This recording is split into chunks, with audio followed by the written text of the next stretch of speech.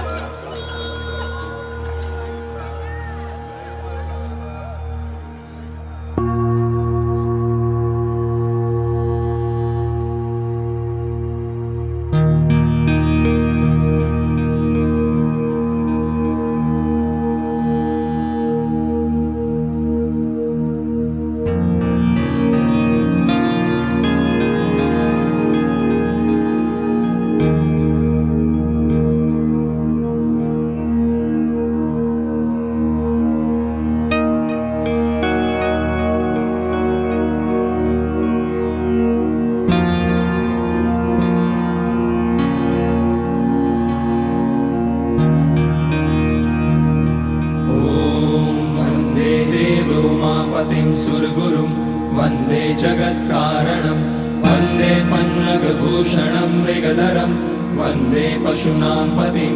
वन्दे सूर्यशशाङ्कवलिनयनं वन्दे मुकुन्दप्रियं वन्दे भक्तजनाश्रयं च वरदं वन्दे शिवं शङ्करम् ॐ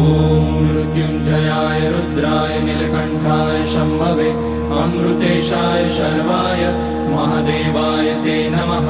नमस्तेस्तु भगवन् विश्वेश्वराय महादेवाय त्र्यम्बकाय त्रिपुरान्तकाय त्रिकाग्निकालाय कालाग्निरुद्राय नीलकण्ठाय मृत्युञ्जयाय सर्वेश्वराय सदाशिवाय श्रीमान् महादेवाय नमः। ॐ नमः शम्भवाय च मयोभवाय च नमः शङ्कराय च मयस्कराय च नमः शिवाय च शिवतराय च ॐ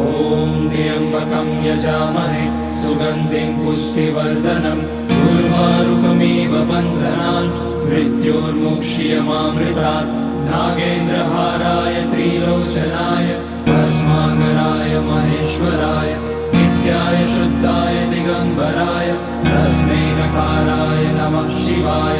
मन्दाकिनी सलिलचन्दनचर्चिताय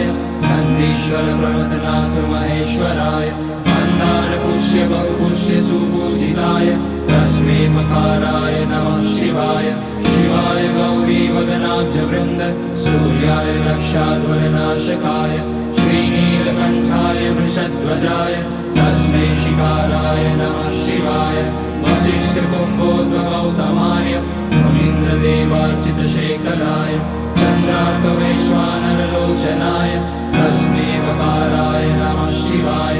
यज्ञस्वरूपाय जटाधराय पिनाकहस्ताय सनातनाय दिव्याय देवाय दिगम्बराय तस्मै यकाराय नमः शिवाय पञ्चाक्षरमिदं पुण्यं यः पठेत् शिवसन्निधौ शिवलोकमवाप्नोति शिवेन सह मोदते।